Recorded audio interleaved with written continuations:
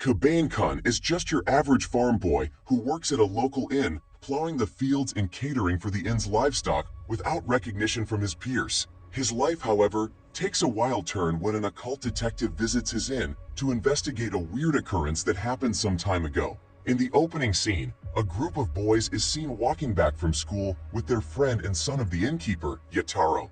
As they pass by the inn, the boys make jest with Yataro and Dorotabo, the weird boy always plowing the fields near the inn, before running off to their homes. Elsewhere, Detective Inugami Kohachi, who was making his way towards the inn, gets a flat tire right in the middle of nowhere. Luckily, the innkeeper was just returning from her outing. She stops near him and picks him up. On their way to the inn, she tells him all the horrible things happening with her livestock. According to her story, something weird was eating out the organs of her livestock and leaving their corpses in the most horrid state imaginable. Inugami assures her he'll get to the bottom of things and sort them out in time. The duo gets to the inn, and Inugami settles into his room. After getting his stuff inside, he sightsees the fields and finds Dorotabo working as hard as he can. He tries talking to him, but Dorotabo doesn't give him too much face. Inugami ignores him and takes a bath in the in-house hot spring in the inn. Yataro stops by, introduces himself to their guest, and offers to wash his back for him.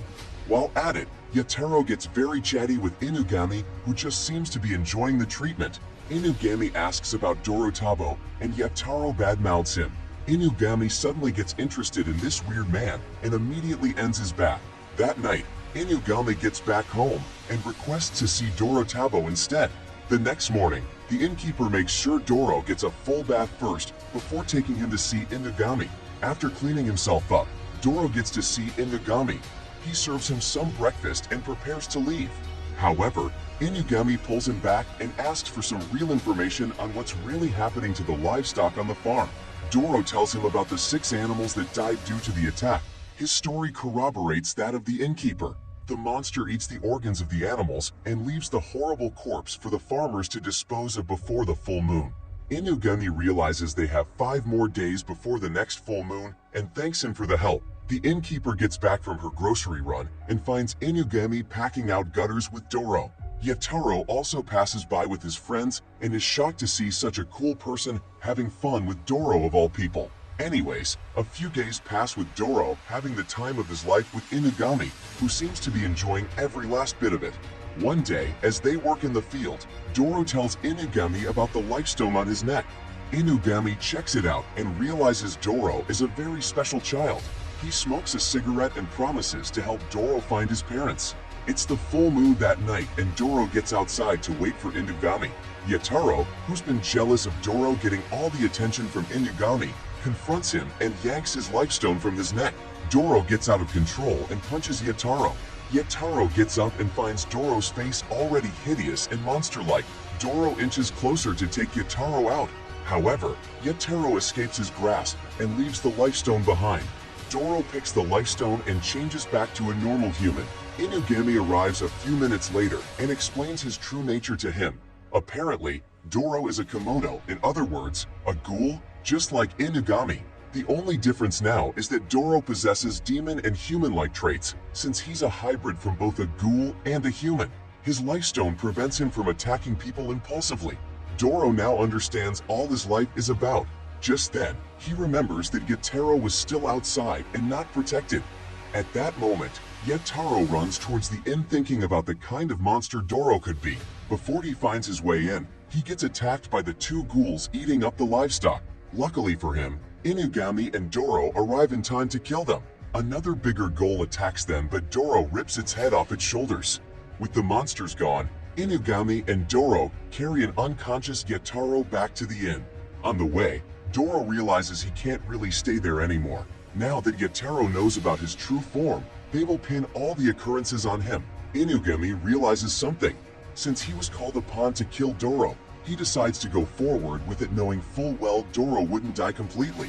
Doro accepts his fate and Inugami kills him. It's permission to dispose of his body and takes him away from the inn. Doro comes back to life in Inugami's car and gets very surprised to be alive.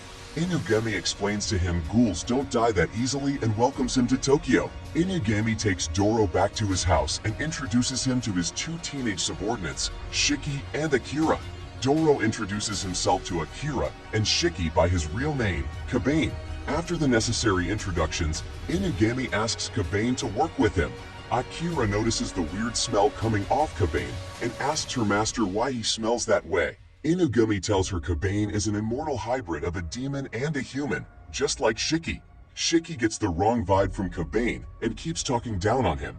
He retires to his room for the night a while later, leaving Akira and the remaining guys in the living room. Kabane mistakes Akira for a girl and compliments his beauty. This rubs Akira the wrong way, and he runs away to his room dejected and sad. Later in the night, Shiki eats pizza for dinner in front of Kabane. He lets Kabane know he doesn't like him one single bit. Still, Kabane refuses to react to his comments. He gives Kabane some pizza to eat for the first time and notices his reaction. Kabane, after eating the pizza slice, compliments the food and leaves Shiki, smiling at him for the first time since they met. Shiki and Akira talk about Kabane before sleeping. While Akira is supportive of Kabane, Shiki suggests they bully him. The two talk for a little while and Akira goes to sleep. Shiki gets up in the middle of the night and roams the house stalking Kabane. He lays some of his deadly silk webs in the corridor and waits for someone to enter them. Kabane trips on one of Shiki's silk webs and gets stuck. Shiki approaches him and tries to bully him about his parents. Kabane ignores him and forces his way through the silk, injuring himself in the process. The following day, Kabane follows Inugami and the teens to a crime scene. On getting into the affected house, they find out that a mother and her kid are trapped in a room with a swarm of San-Shichu-3 corpse bugs. These harmless little critters become harmful when someone of the right blood type is nearby. Inugami thinks about turning his body to steel and then infiltrating the bug house so he doesn't get eaten. However, it's too risky as it'll take a longer time to get his entire body transformed to steel. Shiki decides to shoot his sticky silk threads into the room and have the bugs attach themselves to them so they can be trapped. This doesn't work as the bugs shake themselves off the threads. As they wonder what to do, Kabane decides to get into the room himself and take the bugs out himself. Since immortal ghouls like himself don't feel any pain, he should be fine. Kabane gets into the room and turns on the light bulb in the room, thereby banishing the bugs from the room. Inugami congratulates Kabane for helping take out the bugs with the victims' lives intact. Later in the day, the elder brother of the house thanks Inugami and his team for helping him save his mother. He then goes on to talk about his family's sob story, not leaving out how poor they are and how they have to steal things sometimes to survive. Inugami tells the boy to stay strong and work hard to keep his family up and running so he can be well. After the boy leaves, Inugami officially welcomes Kabane to the team and even offers to pay him while he searches for his parents. At home, Shiki finally has a nice conversation about his family with Kabane. Apparently, Shiki's mother was a spider woman who mated with a human and gave birth to the hybrid, Shiki. Kabane tells him, although they're abandoned, he still has a feeling their parents are alive somewhere just waiting on their return. Shiki gets grumpy again, but listens to Kabane's words this time. When they're done, he takes Kabane to his room to rest. In the meantime, Inugami receives a call from a lady and explains some things about Kabane and his life stone to her. The following day, Inugami tells the teens to take Kabane to go see Inari, the Kitsune Kemono and superintendent of the police department. Shiki gets very annoyed as he hates Inari's guts.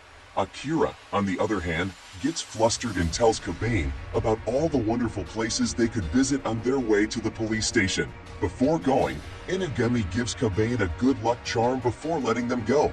Elsewhere, Inari arrives at the police station and shows off her irresistible beauty to the men there. She gets full of herself as the men fall head over heels for her. The kids eventually get to the Shinjuku police station and approach the receptionist for an audience with Inari. The receptionist tries to chase them away, but a lady named Khan gets downstairs and takes only Kabane up to the superintendent, Inari's meeting room. On getting there, Inari welcomes Kabane and introduces herself and Khan before getting to the nitty-gritty of the meeting. She chit-chats a little bit about Inugami and asks Kabane about his life stone. Kabane tells her he has his life stone there with him and she requests to have a look at it. Kabane gives it to her and she holds it. Inari gets very happy to hold the life stone. Then, she explains the history between herself and Inugami, not forgetting to mention how controversial they both were with each other. She tells Kabane that if she could mass-produce the life stone on his neck, then the Kemonos won't have to feed off human energy anymore. She instructs Khan to cut off Cobain's head, and she does it almost immediately. She carries his head and puts it in a briefcase, then tells Khan to pick up the heavy briefcase and drop it in her office. Before leaving, Inari tells Khan to make sure she takes care of Shiki and Akira before they catch on to what was happening. Khan thanks her for her mercy and picks up the briefcase. She shapeshifts into Cobain and heads downstairs to trick Akira and Shiki into letting their guard down for easy termination. Unfortunately, this doesn't work as the kids catch on to her disguise and expose her as a kitsune. Realizing she's been made, Khan changes back to her original form and sets the entire lobby on fire to kill the kids. Shiki and Akira run for dear life as Khan keeps throwing fireballs at them without a care in the world. Shiki manages to yank the briefcase out of Khan's hands. He opens it to find Cobain's head in there and gets shocked. Akira faints, leaving Shiki alone to fight the angry Khan. Shiki carries Cobain's head and knocks out Akira and hides them out of Khan's sight. Cobain thanks him for helping him and devises a plan to take out Khan completely. He tells Shiki to throw his head towards Khan so he could land a bite strong enough to knock her out. Shiki reluctantly throws Cobain's head and the plan works. With Khan down, everything goes back to normal and the fires are put out. Cobain grows another body from his head and puts some clothes on. Shiki fist bumps Cobain to celebrate their win against Khan. Then, they retrieve Akira and head out of the station to meet Inugami already there waiting for them. Meanwhile, Inari, who's on her way back home, finds out the life stone Cobain gave her was a dud Inugami gave him previously. Inugami calls her and gloats about outsmarting her once again. Inari gets so frustrated that she kills her Uber driver. In another part of town, Inugami decides to host a welcome party for Cobain to formally welcome him to the team. Shiki and Akira get very excited about the party and contemplate the best food option for the party. In an alleyway, Khan is seen walking tirelessly as she continues her search to find Cobain and deliver his head to her master Inari. After the party, Inugami takes the kids to the Kemono signage, which attracts Kemonos around town to get missions. As they check the light out, Khan finds them and passes out. Inugami takes her home and feeds her some pizza. Khan still tries taking Cobain's head right there, but Inugami manages to sit her down. As they discuss what to do with Khan, someone else enters the bar after being drawn there by the lights outside. As Inugami attends to the drunk customer, Cobain and the others discuss Inugami's history with the bar. As they discuss, they hear the customer rambling about a certain woman he hasn't met before but loves with all his heart. Inugami and the others try to get more information about this woman, but the customer tells them he doesn't know anything about her. Shiki and Akira talk a little bit about love. Cobain gets confused and asks Inugami what love truly means. Inugami freezes on the spot and gives a rather vague answer. He then assigns the mission to Cobain and the other 3 kids with him. The customer, later identified as Yuruno, sees a rat creeping around the bar. Almost immediately, he turns into a feline and jumps at the rat to capture it. After capturing it, he puts it in his bag filled with other dead rats and licks himself like a cat. Akira gets creeped out and rushes to clean himself. Inugami follows him to the restroom and reassigns him to another job in his office so he doesn't get too irritated on this one. Akira thanks him and allows the others to go. Shiki, Khan, and Cobain, alongside the customer, get to an adult shop to find Yoruno's crush. After her shift ends, she still doesn't show up. Shiki and his peers, however, see a suspicious-looking cat walking out of one of the showrooms. They all follow the cat and expose it in an alleyway. The cat materializes into a beautiful woman and introduces herself as Mao. She gets really sassy and smug after finding her seduction spell working on Yoruno. Khan jumps on Mao's head and catches her by surprise. She presents the female cat to Yoruno for his taking. Yoruno gets very emotional and confesses his feelings for Mao-chan. After hearing all he had to say, Mao gets very flustered and stares at Yoruno with surprise in her eyes. Later that night, Shiki and the others get back home thinking about how Mao would treat their customer after hearing all he had to say. When they get home, Inugami gives Khan a fake head resembling that of Cobain and sends her back to Inari, her master. The next day, Inugami receives news that the cat, Mao, and Yoruno actually got together. Now that's rather impressive or weird. Anyways, Shiki gets tired of thinking too hard about things. Akira, on the other hand, seems very impressed at Kobane's interference in the matter. She decides to become Kobane's apprentice and lets Inugami know about it in their next meeting. Inugami accepts his decision and gives them another job. This time, they're investigating a case of unnatural deaths of the workers in the river flowing under Shibuya sewers. Akira gets freaked out hearing the sound of death and takes a break. While he takes a bath, Inugami fills Kobane in on some information about the river. Akira finishes his bath and follows Kobane to the sewer tunnels. Akira keeps freaking out at every turn they take as they find creepy creatures all around them. Kobane takes care of the creatures and leads Akira further into the sewers, bearing his talkative nature as they search for clues. Kobane asks Akira if he has powers he could show him. Akira tells him he can freeze water at the surface. Kobane asks him to try showcasing his powers to him. As he's about to do so, a slimy wild animal attacks him. Lucky for them, a tanuki saves them from the animals and hands them a vial of blood and a letter from Inugami. They open the letter and find out the slimy animals that attacked them earlier are the frog Kemono that grew aberrant after eating humans. Now equipped with more information, Kobane and Akira pour the blood into the river beneath them and wait for the monsters to show. Soon, the frog Kemono reacts to the blood in the water and attacks Kobane and Akira. The tanuki there helps fight some of the frogs. However, Akira gets too scared and cowers in a corner. With a little more motivation, he activates his power and freezes the frog Kemono. The tanuki slips out of their sight to talk to the elder frog, who apologizes for his frog's uncanny behaviors towards his people. It's then revealed that the tanuki is Inugami in his real Kemono state. He accepts the frog's apology and heads back to his people, who seem to be busy taking pictures. It's another normal day in Tokyo with Inugami and his team doing some thorough house cleaning.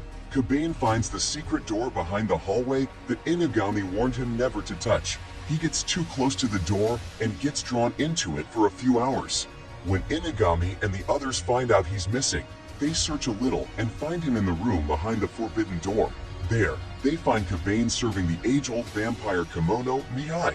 Mihai introduces himself to the kids and appoints Kobane as his new slave. Inugami takes the kids back to the living room and tells them about Mihai's history.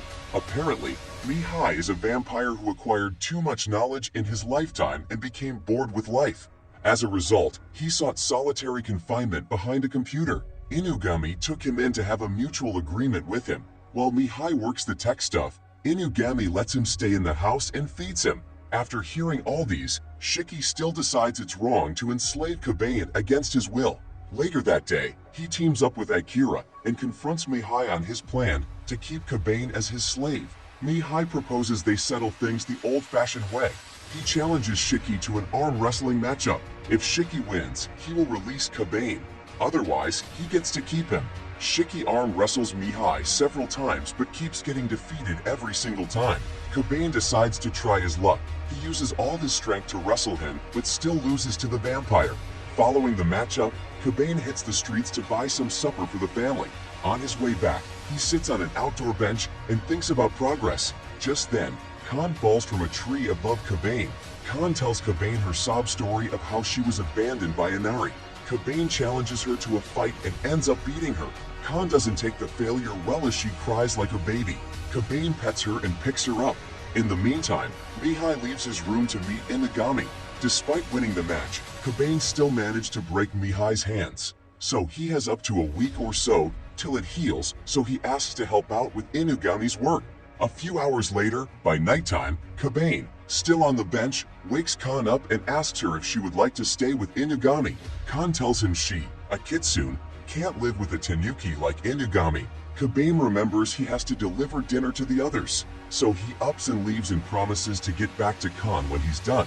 On getting home, Shiki, Akira, and Kobane find Mihai handling Inugami's computer. They ask for Inugami's whereabouts, but Mihai tells them he's attending to something else. Mihai takes the kids to a hot room to train before taking them on their next mission.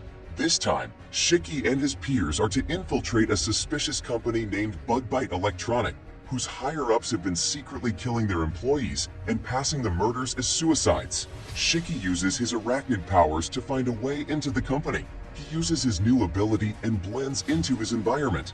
There, he finds a small remote-controlled toy car Mihai owned. The toy car is to be his partner during the mission. While Akira and Kabane wait outside the company, Shiki finds a room packed with dozens of overworked employees working tirelessly. One of them freaks out and rushes towards the corridor to meet the manager Kaga. She sympathizes with him and takes him to a room where she exposes him to her fellow mosquito Kemono. Shiki follows them and watches the mosquito Kemono suck out a portion of the worker's brain before leaving him half alive to continue working. Mihai goes over to ask Inugami what the mosquito Kemono is all about. Inugami, who's locked behind Mihai's door, tells him the mosquito Kemono feeds on either organs, blood, or brains. However, since the company has a bad reputation for killing its workers, they decided to eat brains to keep them alive. Mihai gets bored and decides to switch things up a little. He makes noises in the corridor with his toy car and exposes Shiki. The girls check out the source of the noise. One of them senses something wrong, but then misleads the others only to come back to Shiki and eat up his brains. Shiki freezes up after seeing the mosquito Kemono. Luckily for him, Mihai shocks the girl with his toy car till she passes out. Even after Mihai shocked the mosquito girl in front of him, Shiki still freezes up. Turns out he has PTSD from a traumatic event during his childhood that he couldn't remember. Meanwhile, Mihai hurries Kabane and Akira to find a way into the building and get to Shiki while there's still time. They find an entrance in the building's garage, but one of the mosquito sisters blocks their way forward. In the meantime, Mihai, in his own way, speaks some words of encouragement to Shiki, telling him to get the hell up if he's going to survive. Still, Shiki remains frozen in place. Kabane and Akira take care of the sister mosquito blocking earlier and proceed further into the building. They also try their best to encourage Shiki to fight off. Mihai says more hurtful words and gives Shiki all the motivation he needs to fight back the mosquito sister who already woke up from the shock. Shiki devises a plan and completely merges it into the walls and ceiling. He spreads his scent everywhere in the room and lures the mosquito Kemono to amplify her vision. Once she does, she searches the entire room for Shiki, but doesn't find him. When she's already deep into his trap, Shiki shows his face and entraps the mosquito lady in his web. When she's fully covered in webs, Shiki knocks her out and lays down to rest a little. Kabane and Akira join her with the other mosquito sister. Shiki ties her up in his web alongside her sister and keeps talking about their next lead. As they contemplate their next move, the elder sister, Eka manager Kaga, approaches them. She brings out her own suckers and sucks the brains out of her sister's heads. She then metamorphosizes into a full mosquito Kemono and attacks the teens in front of her. Kabane goes for her vitals first, but the mosquito is just too strong. She punctures his chest and holds him up. Shiki tries to save his friend, but ends up getting blown away by the mosquito's legs. The same thing happens with Akira, as he's knocked out in seconds. Kabane refuses to give up as he keeps struggling to get out of the mosquito's grasp. Mihai notices this happening, so he tells Kanabi to try using his Kemono strength to overpower the mosquito. Kanabi reaches into his inner self and rips Kaga's hands out of her body after accessing his Kemono strength. Now that Kaga's incapacitated, Kabane looks to remove her legs, so she remains immobilized for a while. However, Inugami cuts in on the radio feed and tells him to leave the rest to Inari's team. Just as Kabane is about to protest Inugami's decision, a blonde dude who works for Inari and is named Nobumaru walks by to clean things up. He introduces himself and gets right to burning the mosquito bodies to a crisp. In his words, he is getting rid of evidence. Once he's done, Nobumaru tells him to get right home and cater to his friends. Kabane thanks him for his help and starts waking his friend up. Before he goes, however, Nobumaru lets him in on a little secret. From the looks of things, Inari still hasn't given up on her search for Kabane's lifestone. Nobumaru was sent there to investigate his lifestone. Kabane thanks him and asks him why he would betray his master like that. Turns out Nobumaru hates Inari's guts. On getting home, Mihai tells them he had to give them such a tough mission, unlike Inugami's missions, so they'll grow. Inugami himself admits he's impressed by the way they handled the mission. Mihai retraces his steps to his hidden room and tells Inugami to expect him outside more often. By midnight, Kabane wakes up and listens to his colleagues' hearts. The next day, Kabane keeps following Shiki all around the house. After complaining, Kabane stops. He then remembers Khan, who was waiting for him by the bench from the previous day. Kabane rushes to the same bench and meets Khan there waiting for him. He tells her the truth. He forgot about their appointment and apologizes to her. Khan had caught some Khan fish for both of them to eat, but since he was a no-show they got spoiled. Shiki musters up enough courage to tell Inugami about his family. In a few days' time, Inugami drives the kids to Shiki's hometown to see his parents. Kabane and Akira are happy for Shiki, who is about to meet his family, but Shiki feels cringe from all the hearty comments his two colleagues had to say about his family. Akira asks if they would be seeing his cool uncle in town. Shiki tells her there's a chance they will. After a long drive, Inugami and the kids finally get to Shiki's hometown. Akira is flustered by all the beautiful things up for sale in the stalls around him. Inugami, on the other hand, leaves them to go find an inn they can settle in. The kids check out a nearby bookstore and get to read fascinating stories. Kabane finds a storybook and reads out the amazing story of the poor kind man who got rich from his hospitality. The oddly realistic Shiki tells them it's an unrealistic story. He sees a little girl staring at him at the entrance and stares back. At that moment, Inugami returns with Shiki's uncle, Tadamari. Tadamari reunites with his nephew and takes the lot down to the river. There, he reveals himself as a folklorist and tells them the truth about Shiki's mother. Tadamari tells Shiki he knows his mother is a Kemono. As for the rest of the news, Tadamari asks for some privacy from even us the viewers and reveals the rest of the truth only to Shiki. A while later, Shiki returns to his people and tells them both his parents are dead. However, instead of having the feeling of grief and letting the tears flow, Shiki keeps a true face and forces himself to be normal.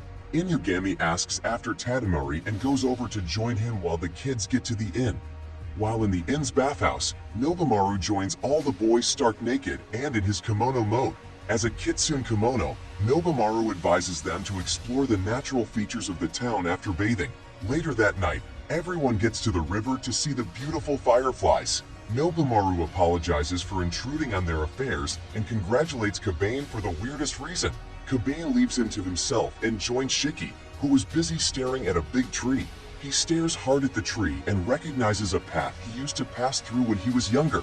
He retraces his steps and rushes toward the end of the path and finds the house which terrified him several years back. Shiki approaches the house in the dark and opens the door. It was then he remembered his trauma again. Apparently, that was the house where he found his mother as she was being eaten alive by the monster that killed her. While he lies down scared, Nobumaru and Kabane catch up to him and talk about the healing silk causing a problem in the kimono community. Inari had noticed this and blacklisted someone named Tadamaru, who was only to profit greedily from the qualities of the healing silk. In the meantime, Inugami visits Tadamaru to have a discussion with him.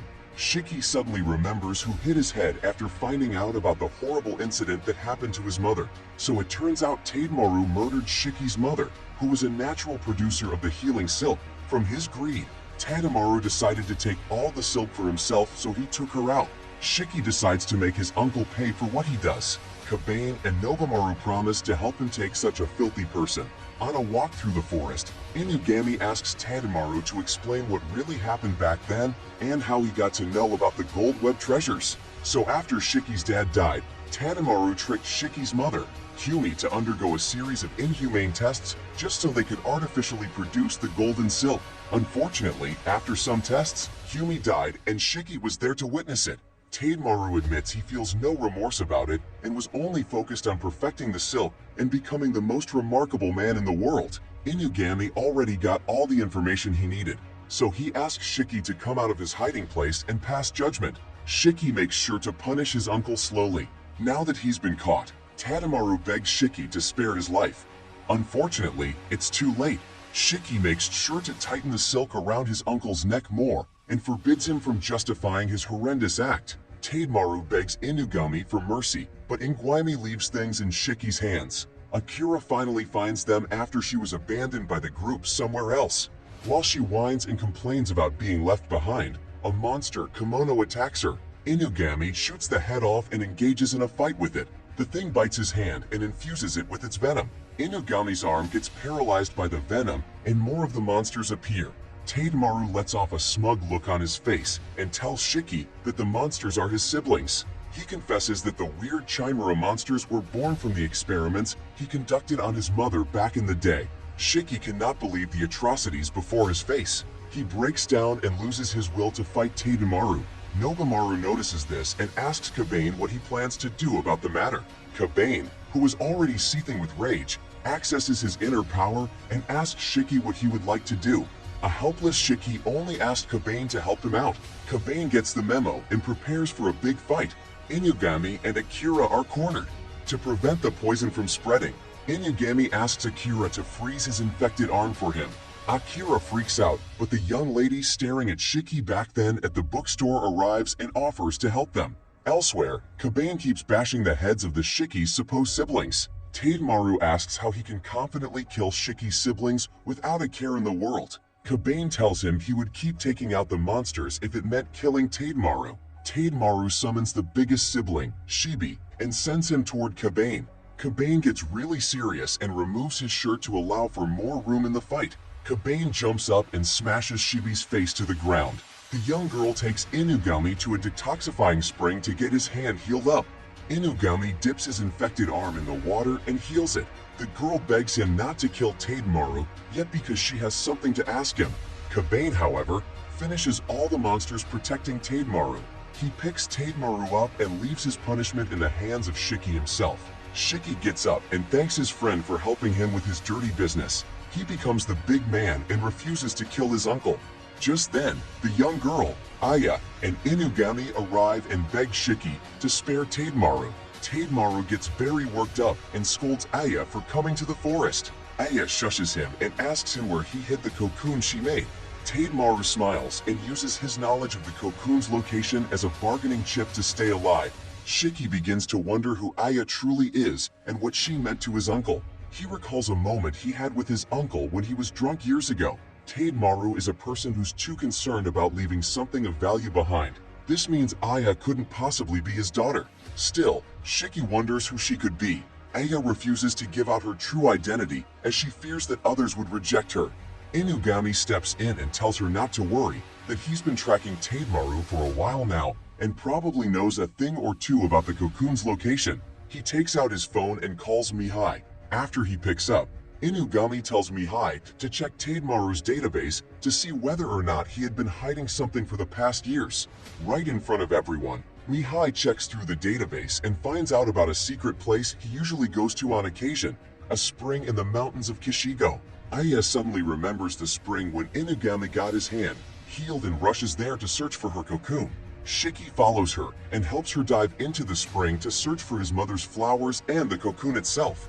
At the bottom of the spring, he finds his mother's body laying there untouched. One of the siblings, Tademaru, placed there to guard the body, attacks Shiki, but he kills it before it gets to him. Shiki takes out the sibling and resurfaces. He asks Aya for the truth. Is his mom still alive? Aya cries and tells him yes. Aya then confesses to being the golden webbing offspring. Inugami and the others join them. Tademaru tells them he was just planning to use Kumi's body to mass-produce the golden webbing. Shiki knocks him out and carries his mother and Aya to Inugami's car. On getting there, they find out Tademaru slipped away from their hands. Inugami tells them not to worry about him and get in the car so they can get to Tokyo quickly. At that moment, Tademaru drags himself to a tree and promises to start over. This time, Nobumaru catches up to him and incinerates him. Inugami takes Shiki's mother to a clinic he knows and asks for the clinic owner, Ohana. Ohana receives Kumi and checks her out. She finds nothing wrong with Kumi and tells everyone she needs some rest. Akira asks Ohana if she's a Kemono. However, Inugami tells him Ohana is a human veterinarian who accidentally found out about Kemonos and began treating them. Ohana takes the others outside to show them her bathhouse and leaves Shiki alone with his mother. Shiki stays near his mother all through the night. Late in the night, Aya walks up to Kumi's room. She's reluctant to knock on the door because she feels she isn't worthy enough to call Kumi her mother, even though she's a direct offspring of her. She recalls how horrible she was treated by Tademaru, who forced her to live in a basement room all her life. Shiki notices Aya by the door and asks her to come to see her mother. Aya trades carefully and asks Shiki whether or not he hated her for real. Shiki tells her his mother is alive because of her cocoon, so he practically owes her his thanks for keeping his mother alive for him. Aya cries and asks if she could call them her family. Shiki freezes up out of cringe. At that moment, Kumi wakes up in the cocoon web. A week later, the detective team had been reduced to Inugami, Akira, and Kabane as Shiki chose to stay behind and help his mother recover to her full strength. Akira doesn't take the news well, but she has no choice but to let him do his thing. One morning after breakfast, Inugami dishes out some work to Kabane and Akira. Shiki arrives at that moment to tell them he's now back from his mission. Aya also shows up in a complete makeover. She introduces herself and continues to tell Inugami she's starting her own chemonopathy clinic, where she uses the power of her silk to treat kemonos. Inugami gets right down to business and helps her draft a plan. Shiki tries his very best to stop his sister from doing such a thing, but things were moving too fast for his pace. After getting her business plan, Aya rushes to Kabane and asks him out on the spot. Apparently, Aya had fallen for Kabane after their big fight with Tademaru's bodyguards. Before Kabane could give an answer, Khan arrives and asks Kabane to fight her. She sighs at the pink-haired shorty near him and instantly declares war on him. Later on, Inugami shows the kids a news report of an invisible kimono ripping the faces out of the ladies in the street. Akira faints as usual, and Inugami tells the kids they have to investigate the problem. Aya quickly opts to follow Kabane to the place. Khan gets jealous and tags along too. On getting there, Khan jumps the gun and tries to impress Kabane. However, things just seem to be against her as it wasn't working. She gets frustrated and wonders why her chest feels mushy. Just then, she hears a voice somewhere but can't find out where. Something invisible pulls Aya by the hair and suspends her in the air. Kabane punches right in front of him and the thing drops Aya. Soon, Kemono materializes herself and explains the reason why she's been ripping people's faces. From her explanation, she wants to get a pretty face attached to herself so she can ask the handsome boy by the store out. Kabane gets very confused and asks her why. She then proceeds to tell them she pulled Aya by the hair because Khan seemed very sad by Aya holding Kabane's hand. At that moment, Khan reacts the wrong way and tries to bite Aya. Kabane protects Aya and Khan runs away. That evening, Kabane and Aya get back home after solving the problem. Aya had used her cocoon powers to turn the faceless kimono human. Now she can walk around and stop attacking the people. After reporting the mission, Kabane gets to Khan's tree and finds her crying her eyes out. So Khan had gotten used to Kabane's warm embrace and was now jealous of Aya being Kabane's favorite. Kabane holds her cheeks and asks if she's fine. Suddenly, Khan stops crying and feels a lot better. She tells Kabane she wishes to be his number one and asks if he already knows who that is. Kabane tells her he really doesn't know yet. She makes him promise to tell her once he knows. Up next, Inugami takes Kumi to pay tribute to her dead husband. She thanks Inugami dearly for taking care of her children. Inugami just tells her to make sure to reconnect with her children. Khan visits Kabane and finds Aya flocking near him. She gets into a fight with Aya over Kabane. Akira steps in and tells Kabane to choose one of the girls to date. Kabane tells them if he's to choose someone he loves, it'll be Inugami. The room goes silent with shock. According to history, Akira is a male Yukiono born, alongside his twin brother, Yui, in the snowy mountains where their clan lives. Now, this is a phenomenon that happens once every 100 years or so. That's where their story began. In the present day, Yu walks the streets of Tokyo searching for his twin brother. He bumps into 3 men on the way and takes them to a corner to get some information about his twin brother, Akira. The guys have no information to give him, so he uses his ice powers to freeze them into icicles. In the meantime, Akira finds out his stuffed piggy's belly had been torn open. Now there's stuffing everywhere. He cries out loud and asks Inugami to fix it for him. Inugami calls Mihai to help fix Akira's plush pig. Mihai gets it done for him and installs an AI program into the plushie. Akira gets very happy and thanks Mihai for helping him out. He then wonders where his twin brother could be at the moment. He recalls the good times he had with his twin brother Yui.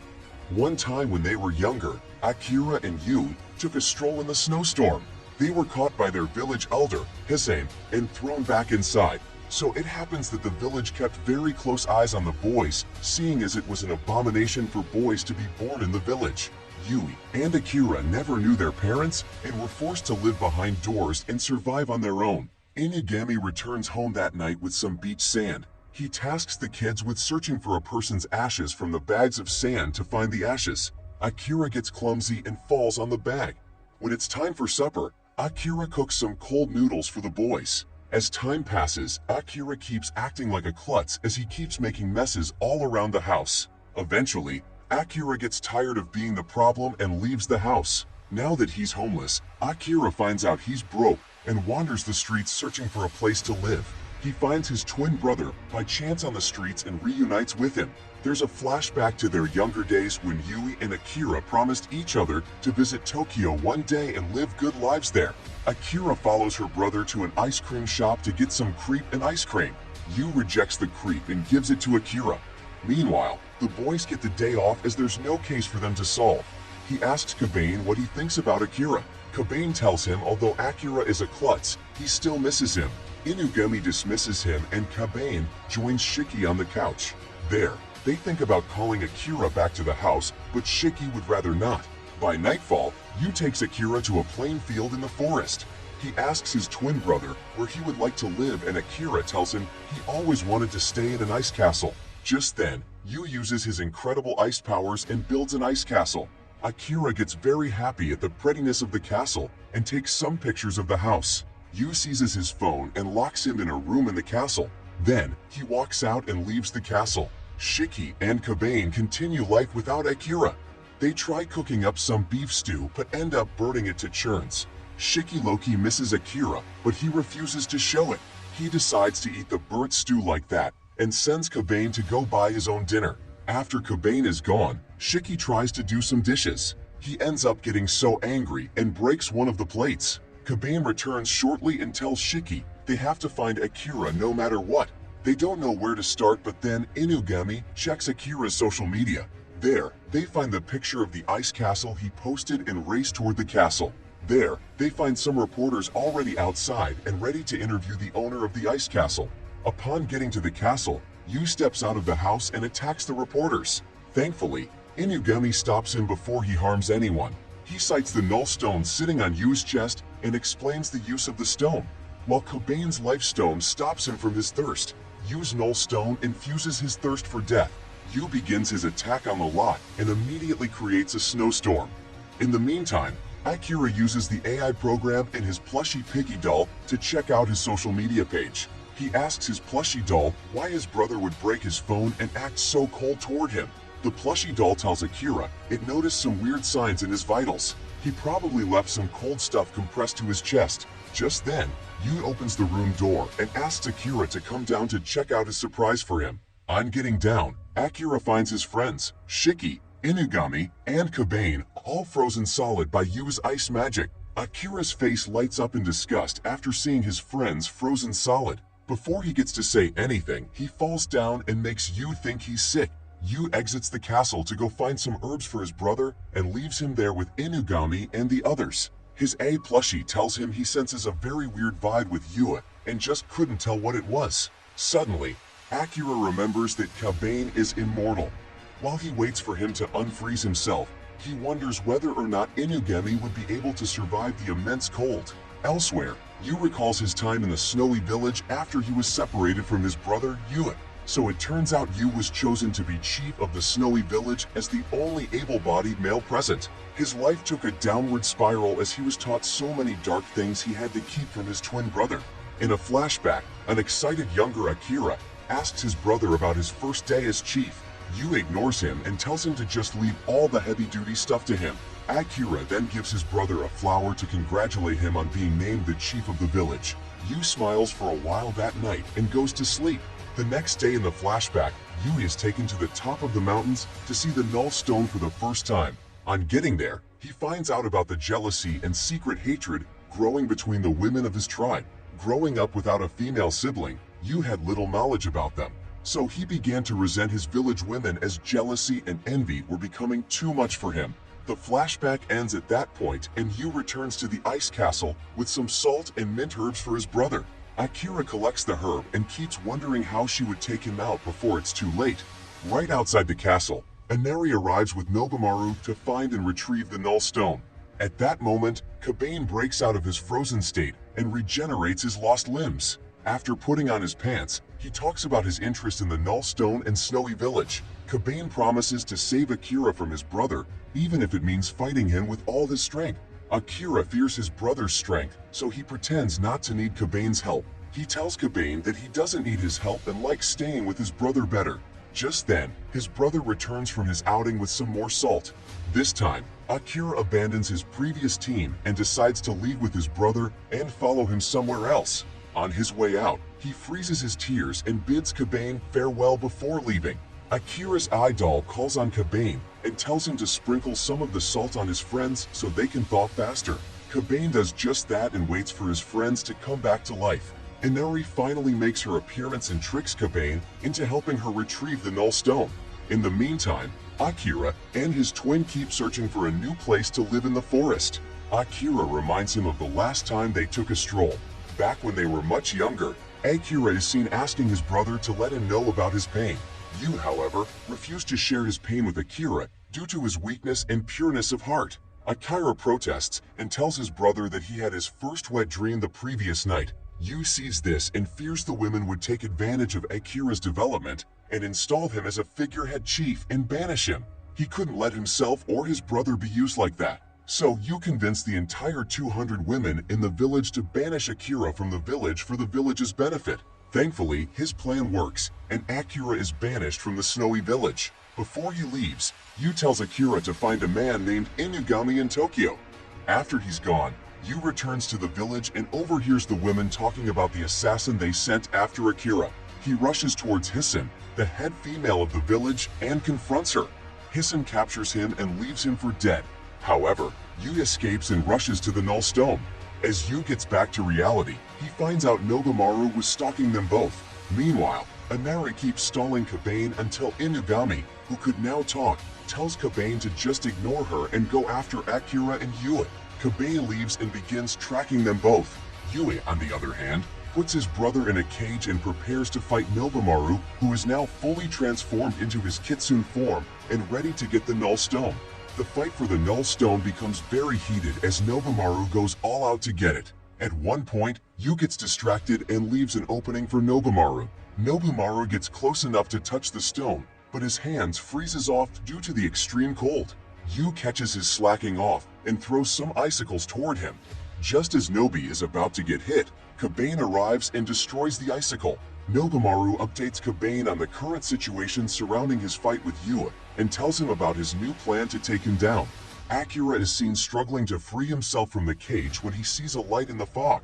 Apparently, Nobumaru lit Kabane on fire just so he could get hot enough to melt Yu's ice. Seeing as his body could regenerate itself, he doesn't really have much to worry about getting burnt. This plan works after landing the first few hits on Yu. However, things change when Yu draws more of his life force and exchanges it for power from his Null Stone. Akira uses the water in the fog around him to form an ice ball big enough to break the cage he was in. Kabane, after realizing what was happening, asks Nobumaru to increase the temperature of the flame. Nobumaru fears he may burn out from overheating. Still, Kabane tells him to do it. Once his core temperature is increased, Kabane prepares for a final strike to end Yu once and for all. Just as he's about to land his fatal blow, Akira gets in the way and protects his brother. Kabane's body burns out from the heat, and he crumbles into ashes with only his skull remaining. Nobumaru explains the situation to Akira as Kabane's skull begins to regenerate. When he's able to talk, Kabane tells Akira that his brother would die very soon if the Null Stone isn't removed quickly. Akira gets very emotional and removes the Null Stone from his brother. While he's at it, he gets his brother's memories. Apparently, after escaping the women, Yu got to the Null Stone and begged it to grant him the power to find his brother. He cries softly for his half-dead brother and tries to remove the stone. Kabane, who's already received half of his body, fuses his own life stone with Yu's Null Stone and pulls it out. Inari appears right at that moment and picks up the stone. Just then, Inugami shows up and tells her to drop it since the resulting stone still belongs to Kabane. To avoid unnecessary fights, Inari drops the stone and leaves. A few hours later, everyone gets back home. Akira makes sure to apologize to Kabane for his actions back in the castle. Kabane gets happy and rejoices with him. Later on, Yu wakes up and finds everyone by his side. Kabane shows Yu the new stone formed and asks if it could lead him to his parents. Yui and Inugami tell him the history of Kemono and the wars that led them to the point they're in. After the story, Inugami and Yu conclude that Kabane's mother must have been an important village chief who passed down the life stone to him while leaving him behind. So, to find her, they have to check all around Japan for clues. Elsewhere, Inari cooks up another plan to recover the life and null stone from Kabane's hands. She discusses her new plan with Milbamaru and tells him to go forward with it. In the meantime, Yu confesses his horrible crime to his brother. He claims he took them out of the snowy village to end their clan and find his brother. Still, Akira and the others forgive him and welcome him home. Yu smiles again for the first time and accepts his younger brother. Akira gets very happy and takes pictures. Later that night, Milbamaru meets up with Khan at the tree. She stays at and assigns her a new mission. She is to get closer to Kabane and charm him into giving her his life stone. Akira and the boys approach Mihai and ask him to help repair his toy before he leaves on his vacation with Yua. Mihai helps them out and repairs it. After Akira's gone, Inugami and Kabane pack up to begin the search for his parents. While they're about to leave, Khan spies on them and joins them. She asks to tag along on their search and Inugami lets her follow them.